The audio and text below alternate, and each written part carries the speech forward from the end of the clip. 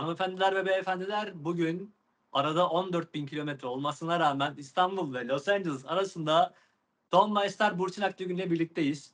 Üstad hoş geldin. Hoş bulduk, merhaba. İzmir'deyim ben. Yani 14 bin Aa kilometre. doğru, sen İzmir'desin. Oho, doğru söylüyorsun, haklısın. Sen İzmir'desin şu anda. Nasıl keyifler? İyi, güzel. Yani sıcaklarla cebelleşiyor insanlar ama ben sıcağı sevdiğim için çok cebelleşmiyorum. Yani onunla beraber mutlu mesut yaşıyorum. Onun dışında ya işte birçok kişinin bildiği gibi bu orman yangınları falan çok fazla çıktı bu ara. Evet, Çok çok geçmiş fazla. olsun bu arada. Haberdarım o konuda. Evet, yani bunların dışında kişisel olarak söyleyeyim bir olumsuzluk yok. Çok güzel. Ülke ahvalini geçiyorum yani. Ona Kişisel olarak. hiç girmeyelim, çıkamayız o konudan. Evet, evet. Ya ülke durumuyla ilgili en son bak 6 aylık veriyi söyleyeyim sana. Ben şubat ayında geldim buraya tekrar. Ben buraya gelirken eee, şeyde havaalanında yurt dışı çıkış harcı ödüyoruz ya, pul. Evet, evet, Abi ben onu alırken Şubat 8'di. 150 TL'ydi. Şu evet. an olmuş 1500 TL. 6 Yok, ayda. yok. 500 oldu. 1500 olacak diye konuşuluyordu. 500 oldu bildiğim kadarıyla. Ocak ayında tekrar bu yeniden değerleme oranıyla falan tekrar zamlanacak. Ya bu işin en hani küçücük bir ayrıntısı, böyle ufacık bir ayrıntısı yani. Evet. Türkiye'de yaşadığım son vaka ve sonra işte oradan aldığım haberler bunlar.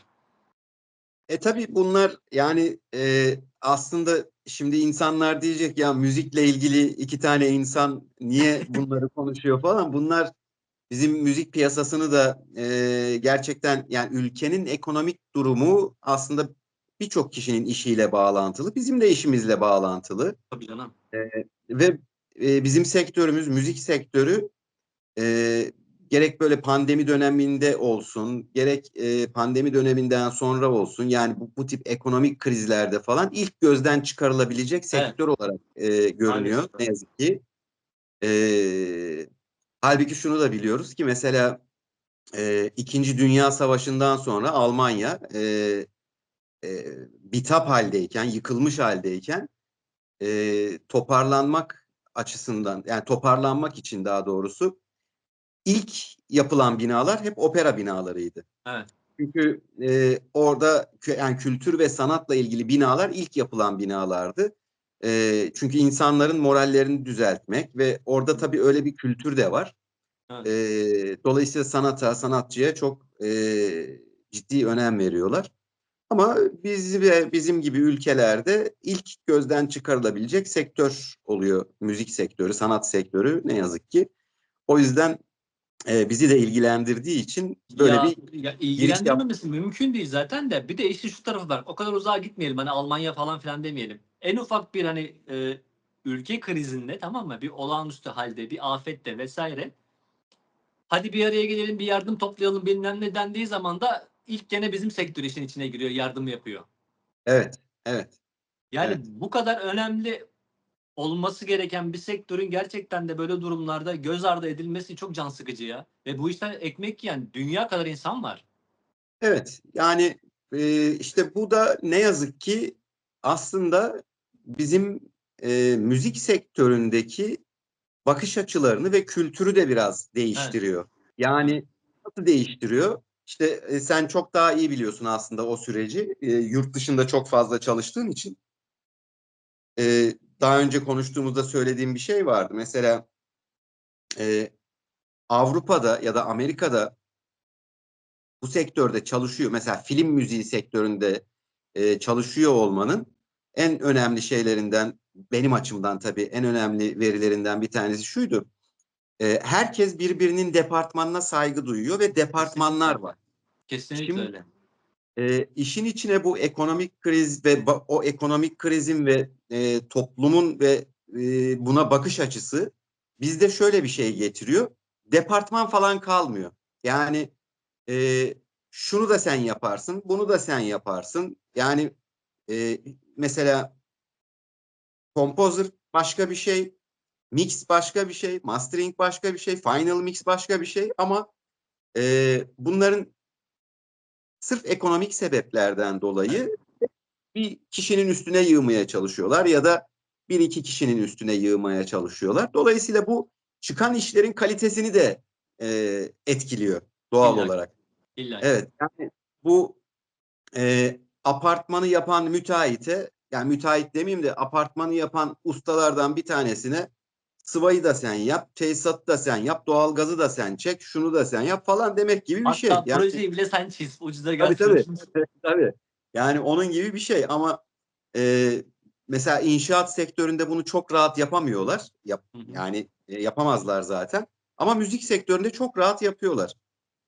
Çok rahat insanlar. Hatta şunu bazen gururla söylediklerini de görüyorum. İşte bu atıyorum işte şarkının bestesini ben yaptım, kayıtlarını da ben yaptım, mixini de masteringini de yaptım falan. Gururla söylüyor. Yani bahsettiği konuların hepsinin üniversitelerde bölümleri var. Miksaj diye bir bölüm var apayrı. Evet. Mastering diye bir bölüm var apayrı. Yani bunları da 4'er sene okuyup 5'er sene okuyup onunla ilgili çalışmalar yapmak, en azından bir takım bilimsel makaleler okumak falan filan, hani bu kadar kısa sürede olacak işler değil. Ama ne yazık ki ülkede ekonomiden kaynaklı olduğunu düşündüm. Böyle bir kültür oluştu. Bir yandan da onunla cebelleşiyoruz tabii. Ya, Bizde durumlar böyle yani. ya çok bir şey değişeceğini düşünmüyorum en azından kısa dönemde ama şu şey vurguladığı şu konu çok önemli. Hani bunlar iş sahası olarak birer alan ama aynı zamanda bunların her biri akademik bir disiplin. Evet, Hani bizim bu işe bakış açımız aslında işin bir taraftan da background'una da hani kendi işimize de gösterdiğimiz saygının bir hani göstergesiyse eğer daha oradan bocalıyoruz gibi geliyor bana. ya tabii şimdi dedim ya, yani bu işin aslında en önemli boyutu ekonomi. Yani insanlar abi mix'i de hallederiz, mastering'i de hallederiz, final mix'i de hallederiz, foleyi de hallederiz falan derken e, o hallederiz meselesi aslında biraz daha fazla para kazanabilmek için yapılan şeyler. Evet. Yoksa e, mesela Avrupa kültüründe ya da Amerika kültüründe hani senin yapamayacağını düşündüğün bir işe zaten insanlar reddediyorlar. Hayır, onu şuna yaptır diyorlar. Onu buna yaptır. Yani mix'i şuna Ya yaptırman lazım falan gibi. elbette yani çünkü o işle ilgili en ufak bir pürüz de adamın kariyeri etkilenir. Evet. Evet. Yani bu yani ciddi bir problem. Evet. İşte burada onu çok takmıyorlar anladığım kadarıyla. Yani burada kariyeri büyük ihtimalle ne kadar çok iş yaparsam, ne kadar çok para kazanırsam o kadar kariyerim olur falan gibi enerji diye dolaşıyor insanlar. Yani para eşittir kariyer anlamına falan geliyor herhalde. Ee, Bilemiyorum yani e, bu ne kadar sürede düzelir? Düzelir mi? Daha mı kötüye gidecek? İyiye doğru evrilecek mi? Öyle olacaksa ne zaman olacak falan bilemiyorum. Bunların hepsi soru işareti tabii.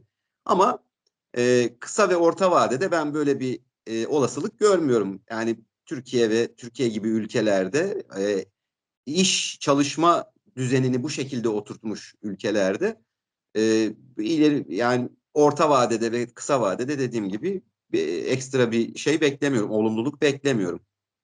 Maalesef ben de öyle. O yüzden buradayım zaten. Evet. Yani Türkiye'de ya şimdi herhalde 15 yıldır seninle beraberiz biz. Eee, Yani birbirimizi hem kişisel olarak hem de mesleki olarak çok iyi tanıyoruz ve tamamlıyoruz aslında. Aslında 20. Söylediğin konuya biraz değineceğim. Bu hani bir işte uzmanlaşıp da diğerlerinden anlamak meselesi, hani fikir sahibi olmak meselesi bir müzisyen için önemli bir şey. Buna hiç itirazım yok. Tabii. Şimdi ben de miksaj nedir, mastering nedir vesaire biliyorum ama hala yaptığım film skorlarını sana gönderiyorum biliyorsun işte. Şunun miksajını Evet. yapsana üstad, bunun masteringine bir bakalım mı falan diye. Yani odaklandığı mesele, uzmanlık alanı bambaşka bir şey. O yüzden anlamak bambaşka bir şey. Tabii tabii. Yani Dolayısıyla senin oradaki böyle en ufak bir dokunuşun bile benim işimin üzerine öyle bir değer katıyor ki. Şimdi ben bundan niye vazgeçeyim ki? evet, evet. Tabii öyle. Yani tabii şuna da bir şey yani diyecek bir şey yok zaten de şimdi teknolojinin bu kadar hızlı ilerleyip artık stüdyoların evlerimize, o home stüdyolara, hatta tabletlere, telefonlara kadar inmiş olması bir yandan bir avantaj. Mesela şuna bir şey demiyorum. İnsanlar evlerinde amatör çalışmalar yapıp, kayıtlar yapıp, bu kayıtların üstünde gene amatörce mixlerini yapabilirler. Masteringle ilgili birkaç şey okuyup, deneyeyim bunu falan gibi deneysel şeyler yapabilirler. Bu zaten olması gereken bir şey. Yani bir yol seçilecekse buradan geçiyor zaten. Yani Tabii. atıyorum mastering çok daha ilgisini çekecektir. Belki oraya yönelecektir bundan sonra falan. Ama profesyonel anlamda nedense işler Türkiye'de biraz böyle sıkıntılı gidiyor. Yani normalde amatör bir müzisyenin, amatör bir Tom Meister'in ya da kayıt mühendisinin diyelim yapacağı işleri profesyonel işlerde yapmaya çalışıyorlar. Evet. Sıkıntı orada başlıyor. Yoksa tabii ki insanlar evlerinde kayıtlarını yapacaklar. Ne bileyim işte oynayacaklar üstlerinde. İşte sanal enstrümanlar kullanacaklar, efektler kullanacaklar. Belki foley çalışması yapacaklar, bir şeyler yapacaklar falan. Bilemiyorum ama sonuçta bunlar amatör ve deneysel şeyler olduğu için bunlara zaten ben olumlu bakıyorum. Yani insanların bu konuyla ilgili kendilerini geliştirmeye çalışmaları, öğrenmeye çalışmaları onu olumlu karşılıyorum. Ama evinde bir tane program kurup meşhur Türkiye'de Cubase'dir zaten o program hep. Bu aralar Studio One da çok kullanılıyor. Ama evinde bir tane Cubase ya da Studio One kurup bir tane mikrofon alıp işte kayıt falan filan bir iki tane kayıt yaptıktan sonra tabii ki hani o bir şey üretmenin hazzı başkadır. Ama o hazzın gazına da gelmemek lazım. O ben oldum Evet. falan diye piyasaya çıkıp yaparız abi o kaydı da yaparız bunu da yaparız falan gibi ortalarda dolaşan çok insan oluyor ne yazık ki. E, Yani umarım hani orta vadeye kalmadan kısa vadede bu iş tabii eğitimle çözülecek.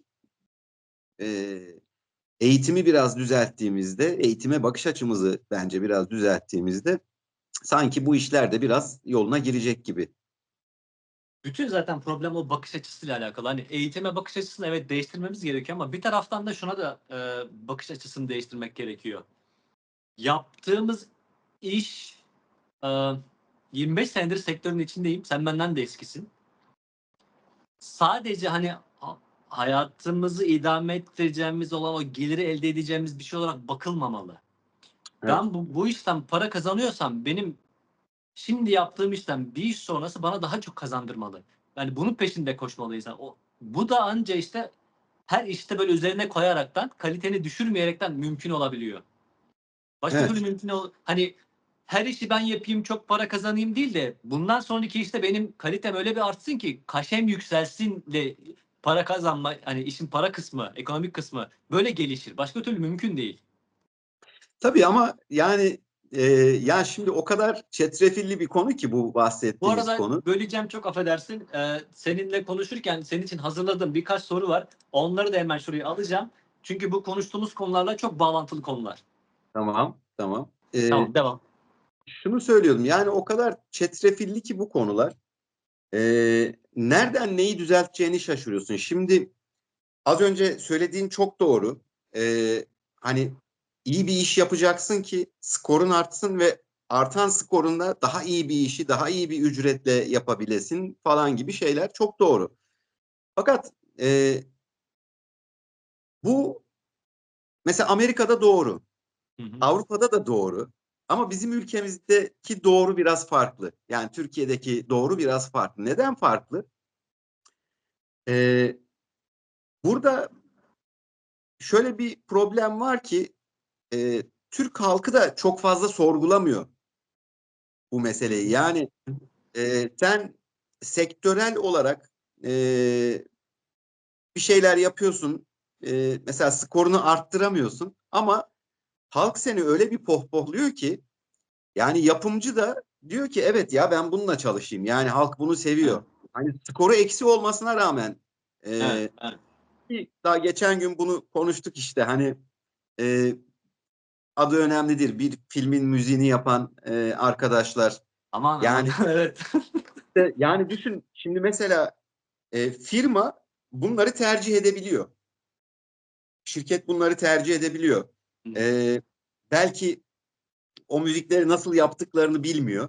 E, e, nereden aldıklarını bilmiyor. Belki o yüzden şey yapıyor ama sonuçta hani sen ben bilip bunu konuşuyorsak o sektörde o meslektaşlarımızı konuşuyorsak onlar da biliyordur diye tahmin ediyorum. Yani dolayısıyla e, yani Türkiye'de insanlar da mesela kötü yapılan işlere, mesela kötü yapılan şarkılara, müziklere tepki göstermiyorlar.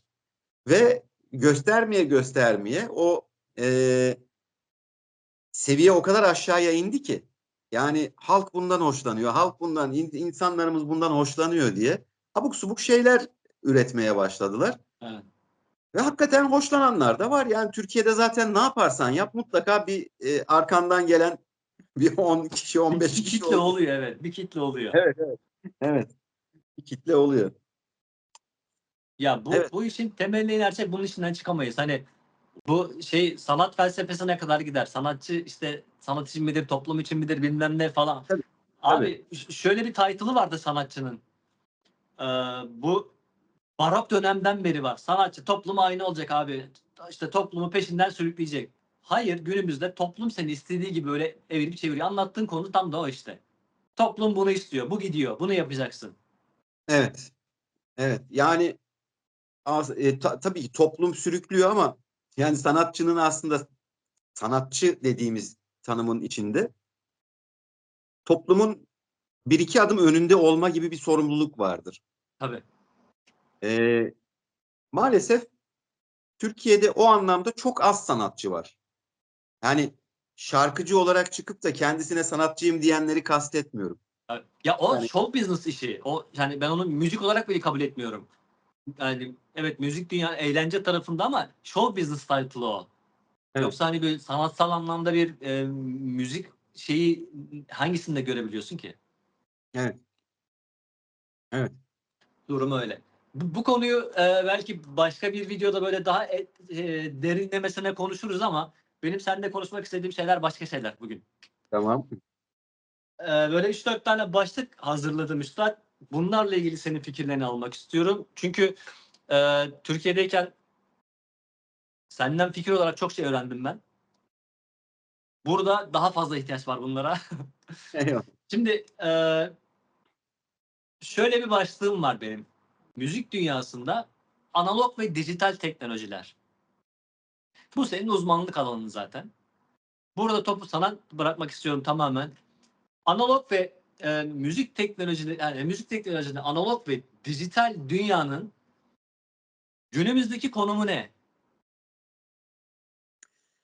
Ya şimdi bu aslında bir uzmanlık alanı falan olarak görmüyorum ama her iki sistemle de çalıştığım için tabii benim de fikirlerim var ve e, bu işle uğraşan arkadaşların arasında hep böyle e, yaptığı konuşmalardır, tartışmalardır.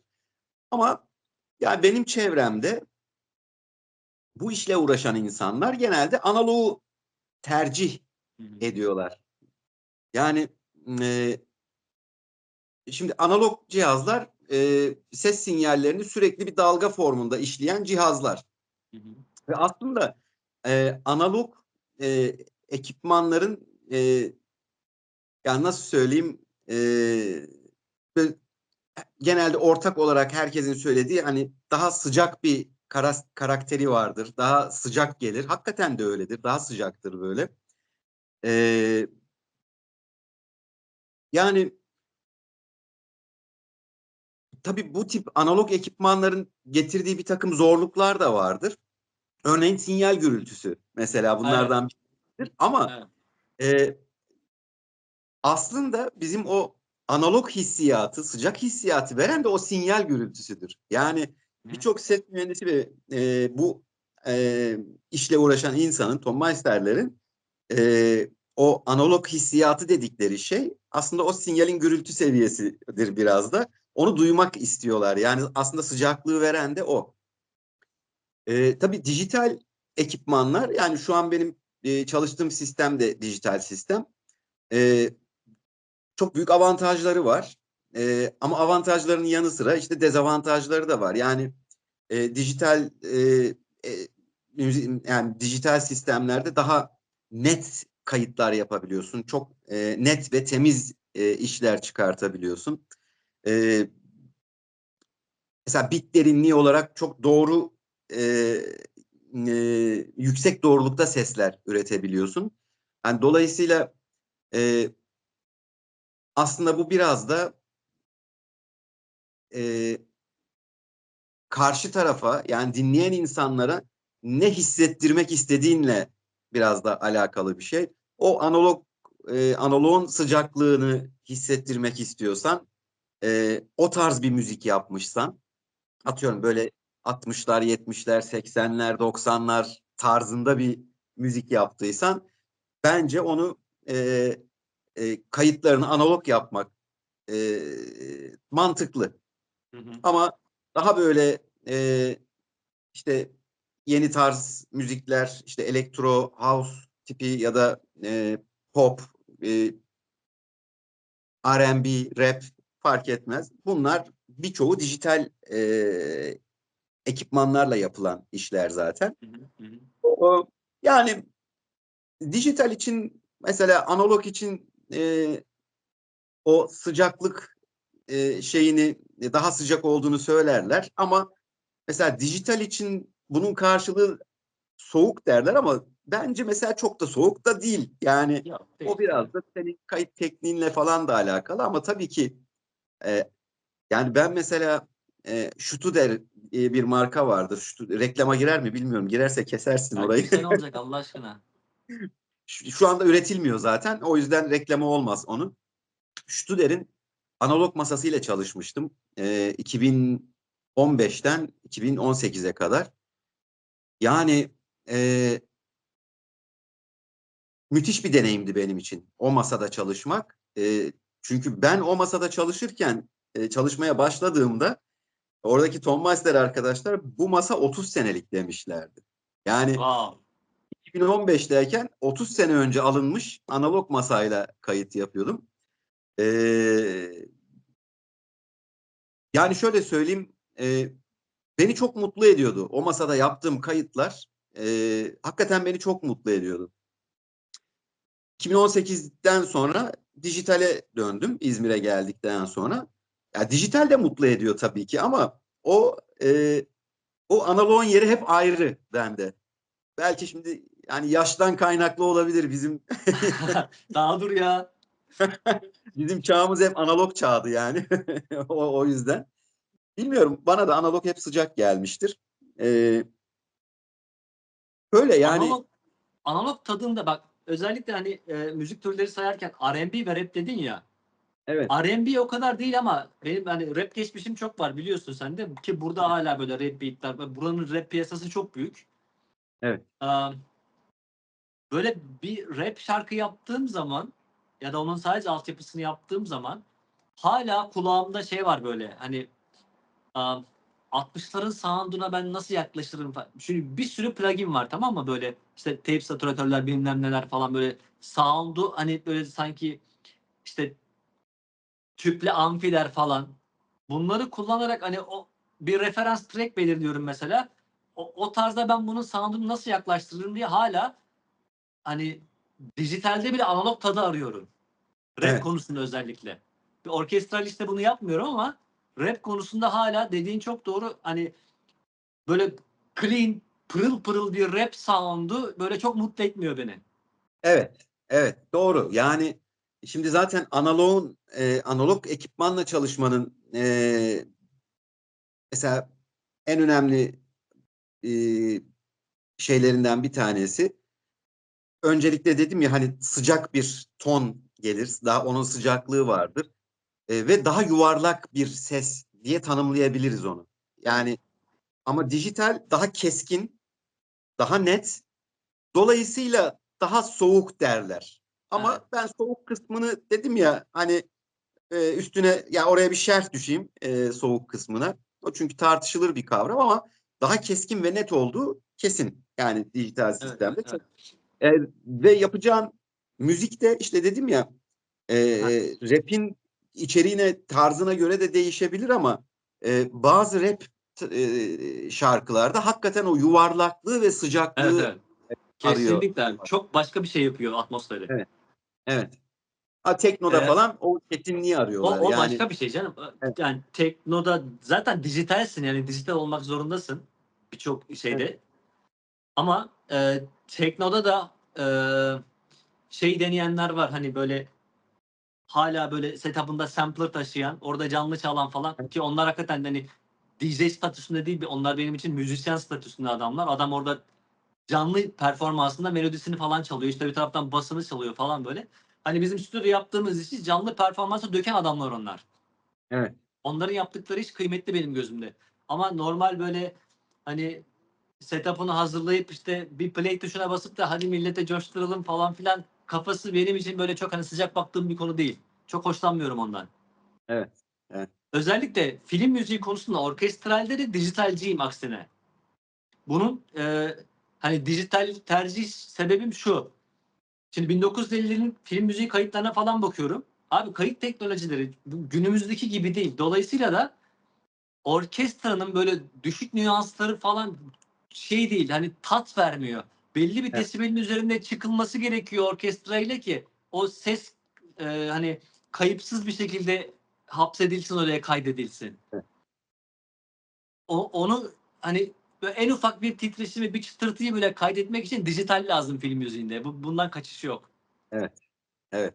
O yüzden hep böyle sürekli böyle şey geçen de konuştuk ya Hans Zimmer falan muhabbetini. Evet. Ya böyle bir sanat nasıl mümkün oluyor? Teknolojiyle oluyor. Bu kadar basit. Tabii tabii. Yani ya dijitalin tabii katkılarını kimse reddedemez. Yani dijital kayıt bir yandan da çığır açmıştır. Tabii. Yani ama dediğim gibi yani biz nasıl e, 80'ler, 70'ler, 60'lar, 90'lar yani o dönemin müziklerini hani şimdiki gençler de dinlediğinde çok daha sıcak bir şey Evet. alıyorlar. Yani o sıcaklığı sağlayan aslında analog meselesi, analog Evet, ekipman evet, evet. meselesi. Kesinlikle öyle. Kesinlikle öyle. Sonrasında işler biraz daha değişiyor.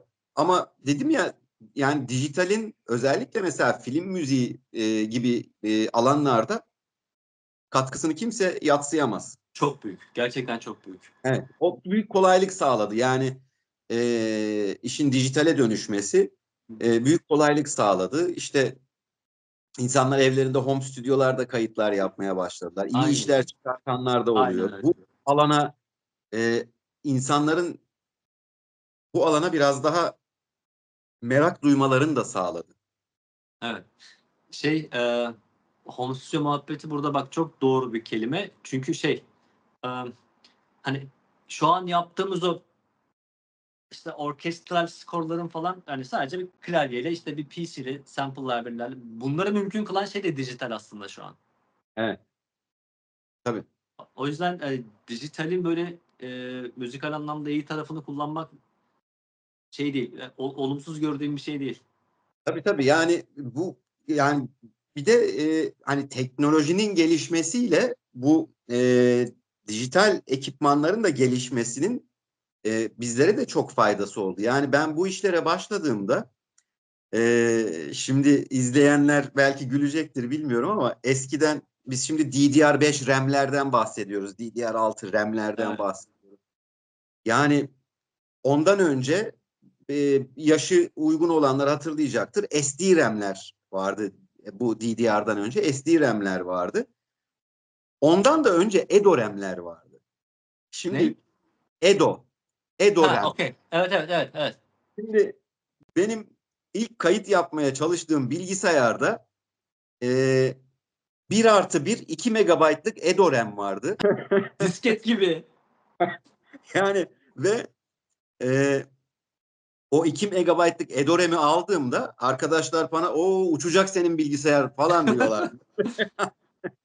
Çünkü 512 kilobaytları falan da vardı onların. Ondan sonra ve e, eski olanlar belki hatırlar. Şimdi Cubase, Cakewalk ve bir de Voyetra diye bir program vardı. O da disketteydi. E, Ben biliyorsun Cakewalk'cuyumdur zaten o Evet. zamanlardan beri. Evet. Hani Cubase'i de kullanıyordum ama Cakewalk bana daha sıcak geliyordu falan. Voyetra da güzel geliyordu. O da bana sıcak geliyordu. Mesela kayıt yaparken biz diyelim ki kaydedeceğimiz şarkı 4 dakika ya da 3,5 dakika. 1,5 dakika sonra kayıt donuyordu bizim. Neden? RAM yetersiz geliyor. Yani biz de ne yapıyorduk? 1 dakikalık yani atıyorum şarkının bir sözünü okuyorduk. Bilgisayarı tekrar resetleyip baştan al. Kaydettiğim projenin üstüne 1 dakika daha oku. İşte programı kapat, aç tekrar 1 dakika daha oku. Anca öyle bitirebiliyorduk şeyleri. Evet. Yani böyle zor şartlarda çalışarak geldik. Ama dijitalin kısa sürede gelişmiş olması mesela bizi bunlardan çok çabuk kurtardı. Evet. Bir süre sonra o EDORAM dönemi bitip de DDR RAM'ler çıktığında, pardon SD RAM'ler çıktığında çok daha rahattık. Çok daha rahat kayıt alabiliyorduk. Artık DDR'lar falan çıktıktan sonra zaten bu sanal enstrüman meselesi de başladı. Hı hı. Onun için hem daha fazla RAM hem daha fazla hard disk Tabii. e, İşlemci ve gücü. ekran kartı, işlemci falan hepsi onlara göre değişiyor tabii. Yani dolayısıyla dijitaldeki en önemli mesele bence çok çabuk gelişebilmesi oldu. Çünkü analog cihazlarda şöyle bir şey vardı. Mesela benim 2015-2018 arası çalıştığım o Studer diye bahsettiğim mikserde masada. Şimdi 32 tane fader var ve o faderlardan bir tanesi bozulduğunda kanal olarak komple kanalı söküyorsun. Yani fader'ın üstünde işte potlar var. Reverb potu, işte EQ ile ilgili potlar var falan. O potların hepsi o modülün üstünde. Onu böyle komple söküyorsun. Öyle şeye götürüyorsun. Kompresörleri falan da içindeydi onun. Hı Yani hı. o şeyin içindeydi. Fader'ın soketinin içinde. Onu yaptırmaya çalışıyorsun. Yani e, biz tabii çözümler buluyorduk bir şekilde, bir şeyler yapıyorduk ama çalıştığım kurumun avantajıydı o. Ama dijitalde e, şöyle bir şey var. Yani elektronik olarak müdahale edilebilir şeyler olabiliyor. Elektronik olarak müdahale edip düzeltilebilir şeyler oluyor. Ama çöktü mü de çöküyor. Yani Evet. hiçbir şey yapamıyorsun. Ya analogda mesela o yüzden komple masanın çökmesi gibi bir şey çok çok fazla olan bir şey değildir. Evet. Bir tane kanalın gider mesela. Neyse o zaman bu kanaldan yapmayayım, şu kanaldan yapayım dersin. Devam edersin. E, Böyle farklılıklar da var aralarında. Analogdan dijitale geldik ki bu hani müzik teknolojilerinin gelişim sürecinin aslında start verdiği noktaydı. Ama günümüzde geldiği bir nokta var ki biraz böyle e, hani artıları yok değil ama endişelendiren noktaları da yok değil bir taraftan. Bu günümüz teknolojisinde yapay zeka durumuna ne diyorsun müzikte?